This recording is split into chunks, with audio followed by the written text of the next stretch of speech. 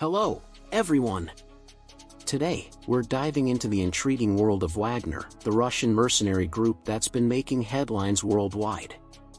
Known for its secretive operations and controversial involvements, Wagner has been a subject of much speculation and debate. So, let's uncover the facts and myths surrounding this enigmatic organization. Unless you have been on the battlefield in Syria, Libya, or the Central African Republic, you most likely have never heard of the Wagner Group, a private military force with close links to President Vladimir V. Putin of Russia. Wagner forces have appeared in Ukraine, presumably to fight alongside Russian troops in Mr. Putin's war. In the past month, the number of Wagner troops in the country has more than tripled to over 1,000. Their presence, in the eastern region known as Donbass that is home to Russia-backed separatist groups, raises concerns, given the group's history. UN investigators and rights groups say Wagner troops have targeted civilians, conducted mass executions and looted private property in conflict zones. Here's what to know about Wagner. How did Wagner get its start? The entity first emerged in 2014, during Russia's annexation of Crimea. The US government has said that the organization is financed by Yevgeny V. Prigozhin, a Russian businessman and a close associate of Mr. Putin. He has been referred to as Putin's chef because of his catering business, which has staged elaborate state banquets for Mr. Putin. How did the group get its name? The group reportedly took its name from the nom de guerre of its leader, Dmitry Utkin, a retired Russian military officer. Mr. Utkin is said to have chosen Wagner to honor the composer, who was a favorite of Hitler's. Despite the Kremlin's denial of any ties to Wagner, Mr. Utkin has been photographed next to Mr. Putin. Where is the group based? The group is not registered as a legal entity anywhere in the world. Mercenaries are illegal under Russian law.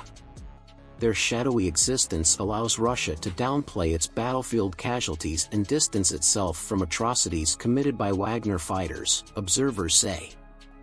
It operates in a situation of opacity. There's a real lack of transparency, and that's the whole point, said Sorka MacLeod, chair of the United Nations Working Group on the Use of Mercenaries, which has scrutinized the group.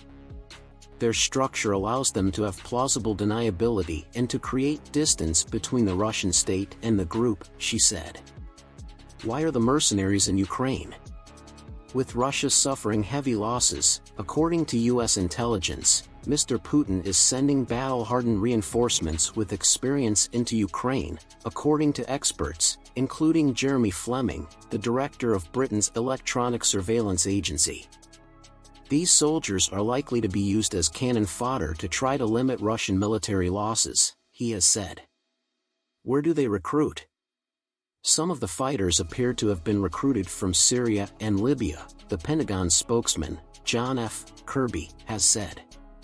He said Russia seemed to be turning to them to bolster its troops in the east of Ukraine because the group already had experience fighting in the Donbass region for the past 8 years.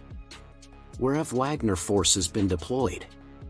In addition to their involvement in Syria, Libya, Central African Republic and Ukraine, Wagner operatives have also fought in Sudan, Mali and Mozambique, exerting Russian influence by proxy, doing the bidding of authoritarian leaders and, at times, seizing oil and gas fields or securing other material interests. Increasingly, they've become more formalized and have started acting more like Western military contractors.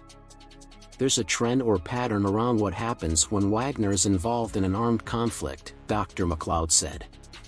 The conflict is prolonged, involves heavy weaponry, civilians are impacted in a substantial way, human rights violations and war crimes increase substantially, and there's no access to justice for victims.